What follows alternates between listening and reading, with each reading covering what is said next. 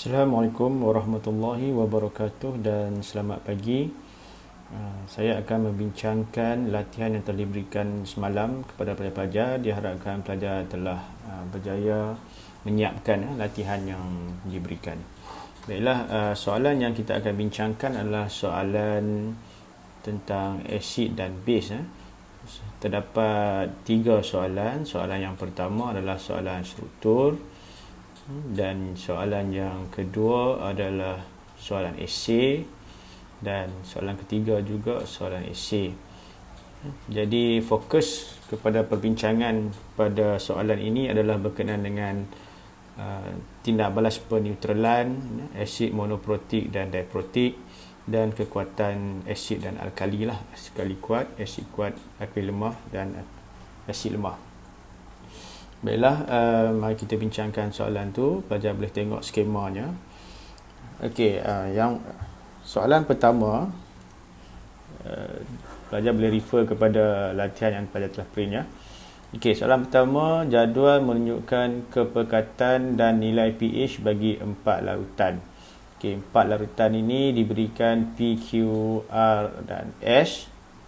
Dengan kepekatan larutan itu mempunyai kepekatan yang sama, iaitu 0.1 dan nilai pH pula berbeza. Nilai pH nya berbeza. Jadi jika pelajar sedia maklum bahawa pH 14 ni adalah alkali, alkali kuat, pH 7 adalah larutan yang neutral, dan pH 3 dan 1 adalah larutan berasid lah. Okey, soalan pertama, nyatakan maksud asid. Maksud asid, okey, ini pelajar kena hafalan. Okey, iaitu bahan kimia yang ion dalam air menghasilkan ion hidrogen. Okey, dan bahasa Inggerisnya adalah chemical substance which ionize in water to produce hydrogen ion. Okey, diharap pelajar dapat. Boleh pause video ni dan salin jawapan lah jika tak betul. Okay. Soalan seterusnya adalah, namakan satu contoh bagi larutan P. Okay, jadi kita telah mula-mula tadi kita cuba teka dah apakah P ya. Jadi P ni larutan beralkali yang kuat. Jadi larutan alkali yang kuat ni larutan natrium hidroksida lah. Di peringkat SPM ni kita larutan yang alkali kuat ni tak lain tak bukan larutan natrium hidroksida. Seterusnya, soalan, antara larutan yang manakah mungkin kalium nitrat? Okey, jadi kalium nitrat ini adalah larutan garam kan? Kalium nitrat ni kalau pelajar kenal larutan garam. Garam mempunyai pH neutral. Sepatutnya garam adalah pH neutral sebab dia bukan asid dan juga bukan alkali. Okay, jadi jawapannya adalah larutan Q, pH 7 neutral. Okay, seterusnya, terangkan mengapa nilai pH bagi larutan S lebih rendah dari larutan R. Okay, jadi R dan S ni kedua-duanya adalah asid dan alkali. Minta maaf, kedua-duanya adalah asid. A dan S kedua-duanya adalah asid. Maka bezanya adalah jika mempunyai pH yang lebih rendah itu, iaitu 1, dia adalah kategori asid kuat, manakala R itu adalah asid yang lebih lemah.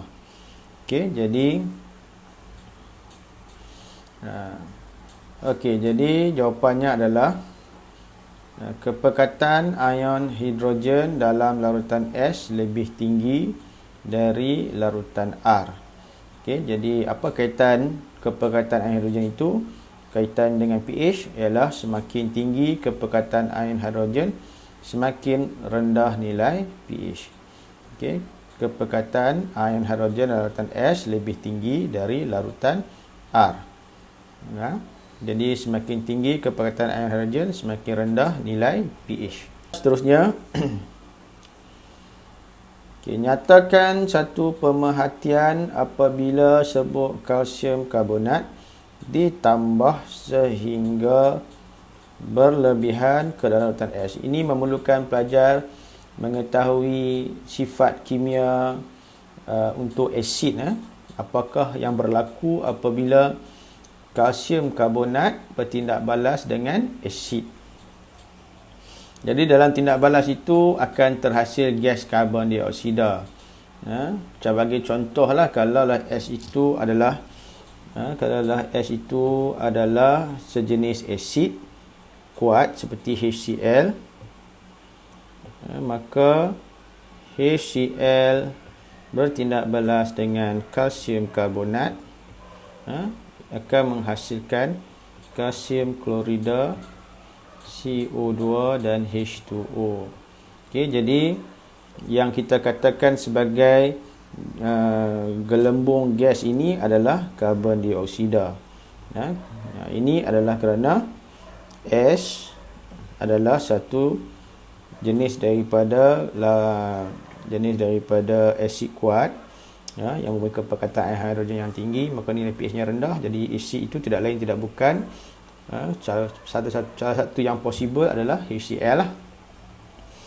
Okey, kalau pelajar diminta tuliskan persamaan kimia, pastikan ianya persamaan kimia yang seimbang lah. Okey. Alright. Itu adalah soalan nombor 1A. Sekarang kita cuba pula soalan 1B. Okey. Darjah 1.2 menunjukkan susunan radas untuk tindak balas peneutralan antara asid sulfurik dan larutan P untuk menyediakan garam X. Okay, nyatakan perubahan warna larutan dalam kelangkun pada takat akhir. Jadi pelajar mesti hafal lah. Mesti hafal apakah perubahan warna untuk phenolphthalein. Phenolphthalein ni warnanya adalah bertukar daripada merah jambu kepada tanpa warna. Okey, seterusnya tuliskan persamaan kimia seimbang bagi tindak balas di atas. Okey, jadi tindak balas di atas adalah tindak balas antara asid sulfurik, antara asid sulfurik dan juga antara larutan P, larutan P tadi, sulfuric acid dan larutan P. Jadi larutan P tadi adalah NaOH. Ini berdasarkan jawapan pelajar. Larutan P adalah NaOH. Ini berdasarkan jawapan pelajar yang awal-awal tadi. Awal tadi pelajar telah jawab. Ianya adalah natrium hidroksida kan. Jadi masa awal-awal kita dah jawab bahawa larutan P adalah natrium hidroksida. Maka kita gunakan semula jawapan ini untuk menjawab soalan yang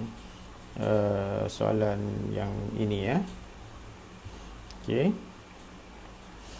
So NaOH tambah H2SO4, hasilnya adalah Na2SO4 tambah H2O.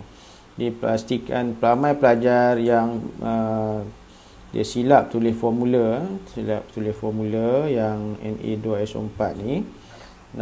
Jadi pastikan bila pelajar nak menulis garam, formula garam, pastikan pelajar cek betul-betul charge yang terbentuk lah. Charge yang terbentuk, charge yang ada. Jadi Na plus, SO4 2 minus. Jadi formula garam yang terbentuk, kita perlukan 2 garam natrium kan, untuk balancekan charge daripada sulfat ni. Maka formula kita Na2SO4. Okey, dan seimbangkan charge tu, seimbangkan formula, seimbangkan formula dengan nombor 2 ni lah. Okey, next. Okey, kita nak hitungkan isi padu larutan yang digunakan.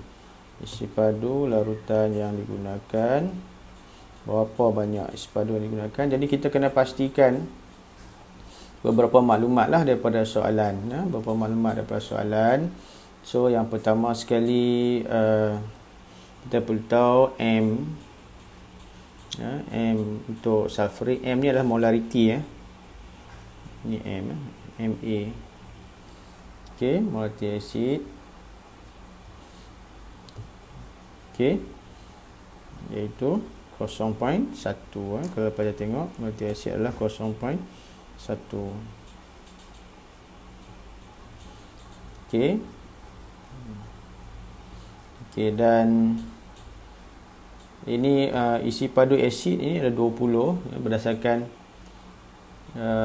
maklumat yang ada lah, iaitu kita menggunakan 20 cm padu. Okey, menggunakan 20 cm padu. Dan untuk alkali ini, untuk alkali NaOH, dia punya molarity pun 0.1.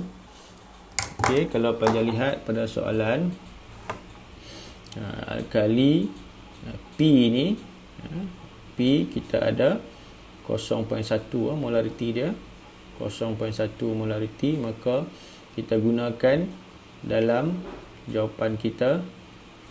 Kita gunakan dalam jawapan kita nilai isi padu untuk alkali 0.1. Di sini 0.1 berdasarkan maklumat daripada jadual lah. Okey, kemudian apakah nilai 1 dan 2 di sini? Nilai 1 dan 2 ini adalah daripada persamaan. That's why kita kena ada persamaan yang seimbang. 1 ini adalah nilai mol asid. Mol asid iaitu ni 1, dan 2 ni pula adalah nilai alkali, iaitu 2 mol alkali 2. Okey, jadi harap pelajar masih ingat formula untuk menjawab soalan ni, iaitu kalau kita buat peneutralan, kita guna formula Ma Ba per Mb Vb Na per Nb. Okay, so inilah yang kita gunakan untuk dapatkan jawapan kat sini. So Ma adalah 0.1, sebab A ni stand for acid. A ni adalah acid. Jadi 0.1, volume acid 20. Okay, dan molarity base kita dapat daripada soalan. Daripada soalan, base kita adalah alkali kita 0.1, nilainya 0.1 ni. Okey, kita pakailah, kita pakai semula. Okey, maka dan 1 dan sini 0.1. Ini yang kita diminta cari, kita diminta cari 1 per 2 seperti yang kita tadi daripada persamaan. Jadi pelajar selesaikan persamaan tu, pelajar akan dapat nilai isi padu alkali adalah 40. Okey, harap pelajar dapat faham. Okey, kemudian eksperimen diulang dengan menggunakan asid hidroklorik 0.1 mol per isi padu untuk menggantikan asid sulfurik. Tadi digunakan asid hidroklorik, sekarang digunakan asid sulfurik. Ramalkan isi padu asid hidroklorik yang diperlukan untuk meneutralkan larutan P. Okey, kalau kita guna asid sulfurik, asid sulfurik yang kita guna adalah sebanyak 20 cm padu. Okey, kalau kita tukar, kalau kita tukar asid hidroklorik, ada berapakah isi padu yang sepatutnya? Adakah masih 20? Okey, jadi jawapannya adalah 40. 40 iaitu 20. Okey, 40. Mengapa 40? Okey, 20 ni kita maksudnya 20 darab 2. Mengapa kita darab dengan 2? Kita perlukan, maksudnya asid sulfurik hanya guna 20, tetapi untuk asid hidroklorik kita kena guna 20 darab 2. Okey, so ini adalah kerana asid hidroklorik ialah asid monoprotik. Asid monoprotik, manakala asid sulfurik ialah asid diprotik. Okey. Jadi apa beza asid monoprotik dengan asid diprotik? Maksudnya kalau asid sulfurik H2SO4 dia mengion, menghasilkan 2 mol ion hidrogen untuk setiap mol asid. Manakala asid hidroklorik apabila ianya mengion, ia hanya menghasilkan 1 mol ion hidrogen. Jadi kalau pelajar lihat ada perbezaan dari segi berapa banyak bilangan ion hidrogen terhasil. Jadi kalaulah asid sulfurik itu mempunyai sebanyak 1.0 mol per desimeter padu, maka kepekatan ion hidrogen terhasil juga adalah dua kali ganda lah, jadi 2.0. 2.0 meningkat 2.0. Tapi kalau HCl 1.0, maka ion hidrogen pun 1.0 lah, tak berubah. Ini bermaksud dari segi kepekatan ion hidrogen dalam asid sulfurik lebih tinggi. Maka bila kepekatan lebih tinggi, nilai isi padu yang diperlukan untuk meneutralkan ion hidroksida yang sama adalah separuh berbanding dengan asid hidroklorik. Asid hidroklorik itu mempunyai bilangan ataupun kepekatan ion hidrogen lebih rendah, maka isi padunya kena bertambah. Kena bertambah untuk neutralkan ion hidroksida yang sama macam asid sulfurik tadi. So analoginya adalah kalau pelajar nak menghasilkan air sirap, kalau pelajar guna air gula yang cair, maka banyaklah isi padu air gula itu perlu ditambah ke dalam jak air sirap supaya dapat kemanisan yang sama. Tapi kalau guna air gula yang pekat, maka sedikit saja air gula yang perlu ditambah ke dalam jak air sirap untuk dapat kemanisan yang sama. Sebab kita makan manis, kadarnya manis yang sama kan. Jadi asid sulfurik ni lebih pekat lah, lebih pekat, jadi kita guna sikit. Asid hidroklorik dia lebih asid hidroklorik ion hidrogennya lebih rendah, maka kita guna banyak isi padu. Jadi itu analogi untuk kita fahamkan asid monoprotik dengan asid diprotik. Jadi apabila melibatkan nilai isi padu, asid hidroklorik perlu guna lebih banyak sebab dia kurang pekat.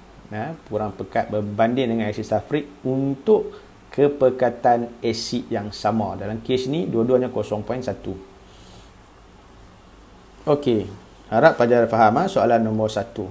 Okey, itu adalah untuk soalan 1. Kita sambung dengan soalan nombor 2. Okey, kita sambung dengan soalan yang kedua. Ini adalah soalan esei. Diharapkan pelajar telah menyiapkan soalan esei ini. Okey, soalannya adalah dengan menggunakan contoh yang sesuai, nyatakan 2 aplikasi penetralan dalam kehidupan harian. Okey, jadi ada beberapa situasi di mana kita boleh menggunakan konsep penetralan dalam kehidupan harian. Jadi kalau pelajar lihat dalam buku, mana-mana buku rujukan akan diberitahulah untuk ke penetralan ni kita boleh guna dalam bidang kesihatan untuk mencegah kerosakan gigi. Jadi ubat gigi itu sebenarnya adalah mengandungi base yang boleh menetralkan asid laktik. Dan juga selain daripada untuk mencegah kerosakan gigi, menggunakan ubat gigi, kita juga boleh merawat sakit gastrik dengan diberikan ubat antacid. Iaitu ubat antacid ni adalah sejenis base juga, yang base yang seperti aluminium hidroksida dan magnesium hidroksida yang menetralkan HCl dalam perut sakit gastrik. Jadi perut kita ada asid hidroklorik yang sangat pekat. Jadi kita boleh gunakan ubat antacid ni lah yang bersifat base. Selain pada itu, yang agak popular sebagai jawapan dalam SPM adalah kita boleh merawat sengatan lebah.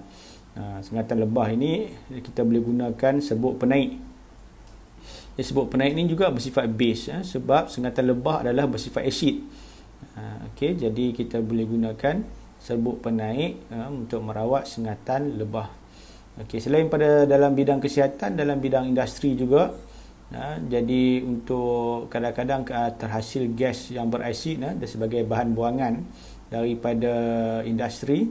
Jadi untuk merawat ataupun untuk menetralkan gas-gas yang berasid ni, jadi kilang tu dia pasang dengan dinetralkan dengan kapur, satu alat yang membebaskan kapur kalsium oksida untuk menetralkan gas berasid yang dilepaskan. Jadi gas tu akan melalui corong yang mengandungi kapur CaO, kalsium oksida. Jadi gas tu akan dinetralkan lah. Ini yang keduanya untuk mencegah penggumpalan latex. Ini adalah menggunakan alkali amonia, larutan amonia untuk menetralkan asid, sebab asid akan menyebabkan getah kita menggumpal, susu getah menggumpal, latex menggumpal. Jadi kita gunakan amonia untuk menetralkan asid di dalam latex. Selain daripada untuk membuat deterjen, ini kita belajar juga dalam chapter bab terakhir, tingkatan 5. Jadi kita boleh hasilkan deterjen menggunakan asid sulfonik dan larutan penetralan antara asid sulfonik dan larutan natrium hidroksida. Jadi selain pada kesihatan dan penyusuran, juga dalam bidang pertanian. Jadi untuk merawat tanah yang tanah yang berbase ataupun tanah yang berasid, sebab tanah ni ada pH yang berbeza, jenis tanah menyebabkan pH yang berbeza. Jadi ada pokok yang sesuai, tanamannya sesuai untuk tanah yang neutral, ada pokok yang sesuai tanahnya berasid atau berbase. Jadi kita boleh ubah pH ni dengan menggunakan bahan-bahan yang berasid dimasukkan ke dalam tanah yang berbase. Jadi contohnya gas berasid daripada penguraian kompos menetralkan alkali dalam tanah berbase. Dan selain pada itu, untuk merawat tanah berasid, jadi kita gunakan kapur mati. Ini satu kaedah yang agak glamour. Jadi kita guna kapur mati, itu kalsium hidroksida, untuk merawat tanah yang berasid. Jadi apakah jawapan kita boleh tulis? Contohnya jawapan contoh. Jawapan contoh yang kita boleh tulis. Jadi kita boleh tuliskan contohnya ubat gigi tadi kan, yang bersifat ubat gigi yang bersifat base, dan bagi tahu juga bagaimana ubat gigi itu dapat menetralkan apakah fungsi ubat gigi tersebut, iaitu menetralkan asid laktik yang dihasilkan oleh bakteria dalam mulut kita. Kemudian dalam bidang pertanian tadi tu kita belajar kapur mati, kalsium hidroksida bersifat alkali, digunakan untuk menetralkan tanah berasid. Jadi jawapan kita pendek sajalah, bagi tahu apa bahannya itu kapur mati dan apakah kegunaannya untuk menetralkan tanah berasid. Macam ubat gigi, apa gunanya? Menetralkan asid laktik dalam mulut yang dihasilkan oleh bakteria. Seterusnya, soalan seterusnya. Jadi soalan ini rajah 2 menunjukkan nilai pH bagi alkali Q dan alkali R yang mempunyai kepekatan yang sama. Jadi alkali Q dan alkali R ini dua-duanya kepekatan sama, iaitu kalau kita ada nilainya samalah, mol per desimeter cube. Tapi pH-nya berbeza. Ini pun lebih kurang soalan yang mula-mula awal tadi. Jadi soalannya, dengan menamakan satu contoh bagi setiap alkali, terangkan mengapa nilai pH bagi setiap alkali itu berbeza. Mengapa pH berbeza sedangkan kepekatannya sama? Itu adalah soalan yang itu adalah maksud soalan ni lah. Kita nak terangkan mengapa kepekatan sama. Kepekatan sama tetapi nilai pH-nya berbeza. Sekali lagi, Ini soalan ni kamu dah jawab awal tadi, jadi kita jawab sekali lagi. Okey. Dan sebabkan soalan suruh namakan, dengan menamakan satu contoh, maka kita boleh namakan Q. Contohnya, alkali Q adalah larutan amonia. Mengapa larutan amonia? Kerana larutan amonia adalah kerana larutan ini adalah bersifat alkali lemah. Okey. pH 10 ni menunjukkan alkali yang lemah. Manakala pH 14 ini adalah alkali kuat.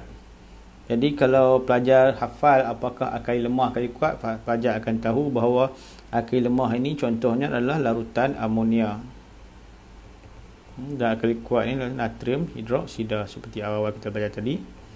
Okay, jadi kita boleh jawab. Yang pertama, jawapan kita alkali Q ialah larutan amonia. Dan bagi kita juga alkali A ialah natrium hidroksida.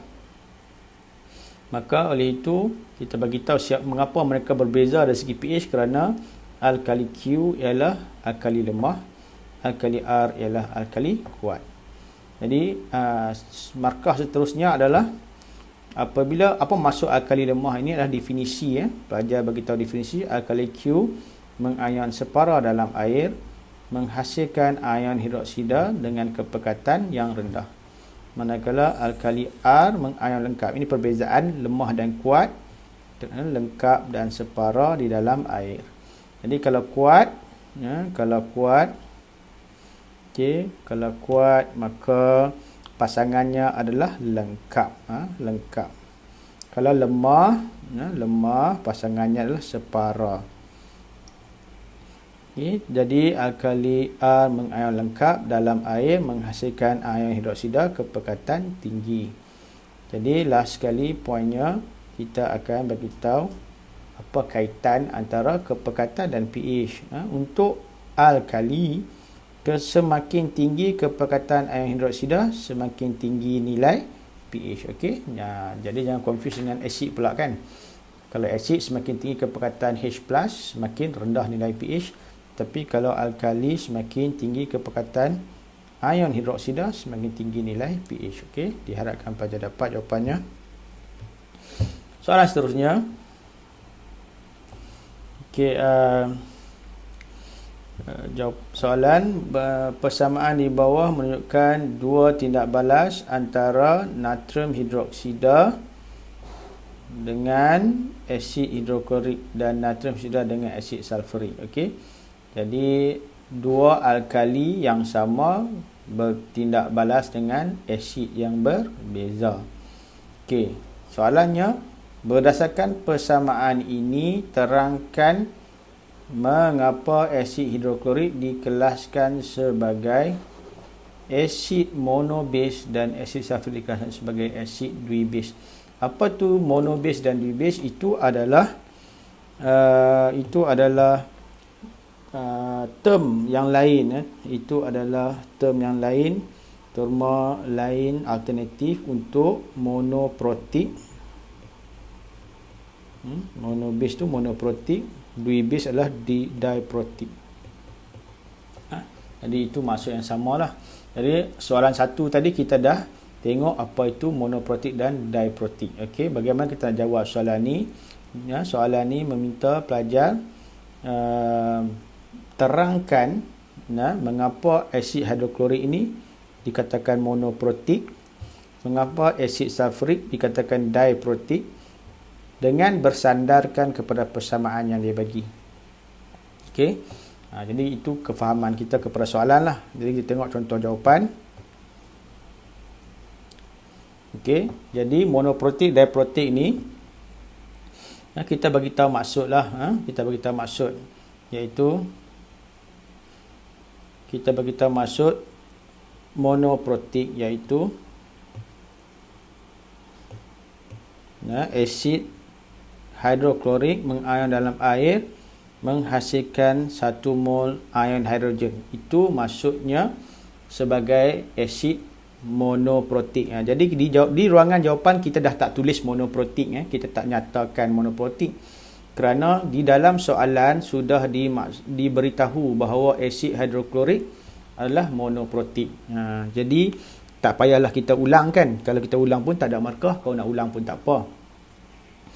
Jadi maksud asid monoprotik ni kerana 1 mol asid hidroklorik mengion dalam air menghasilkan 1 mol ion hidrogen. Ini yang kita tulis masa mula-mula tadi. Masa mula-mula kita buat soalan nombor 1, iaitu HCl mengion hasilkan 1 mol ion hidrogen. Okey.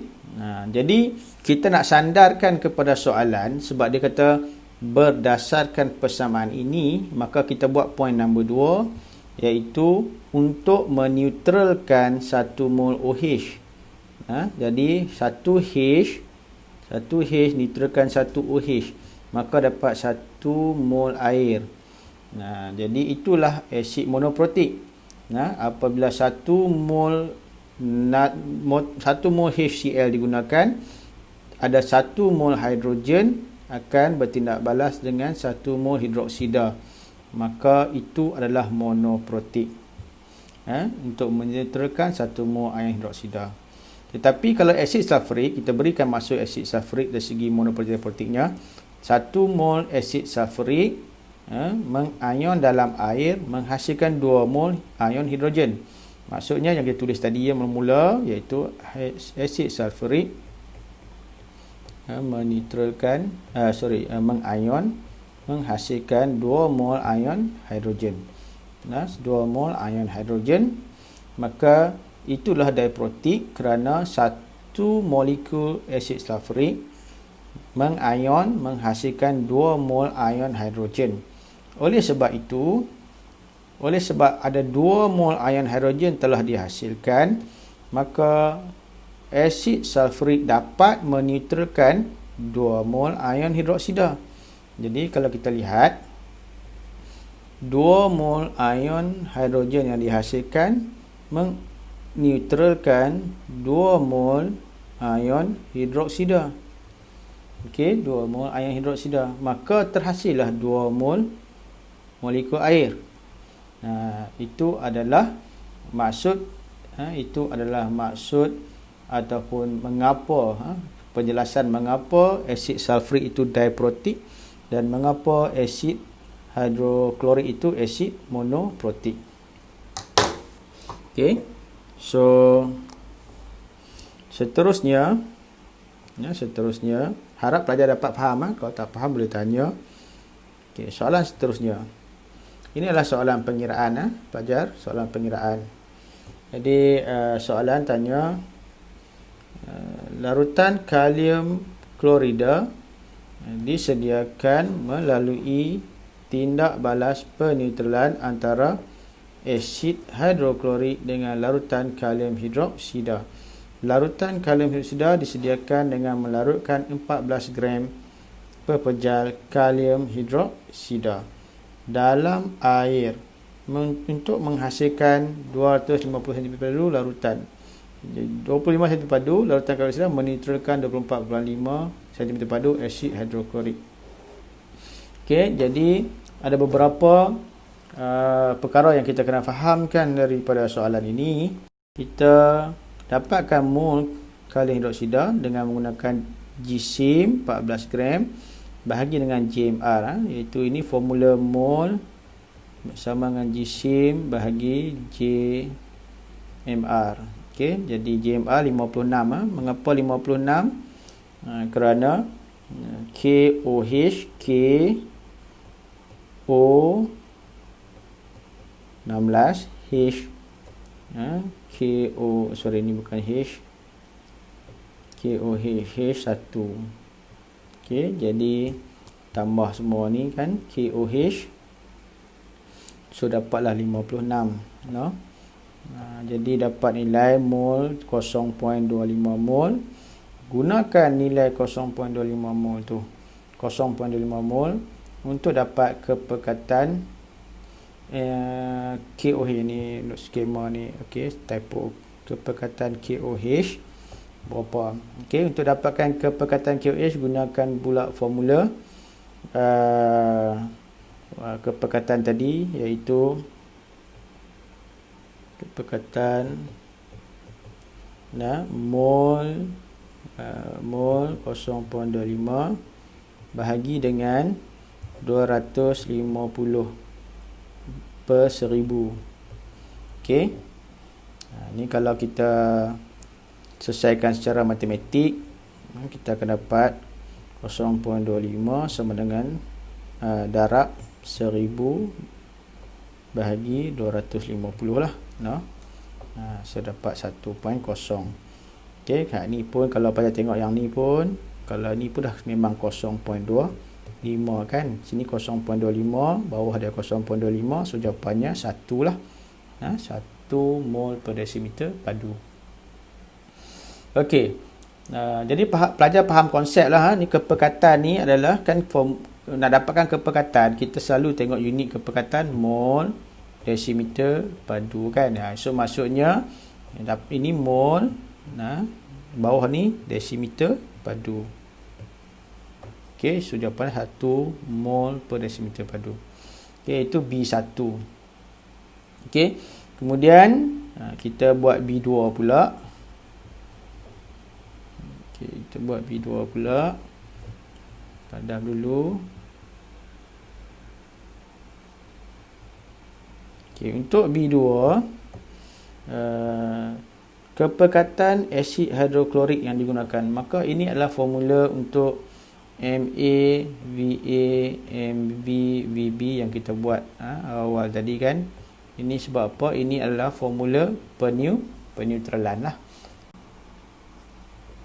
So kita kita diminta cari molarity acid, iaitu MA, dan VA volume acid yang digunakan.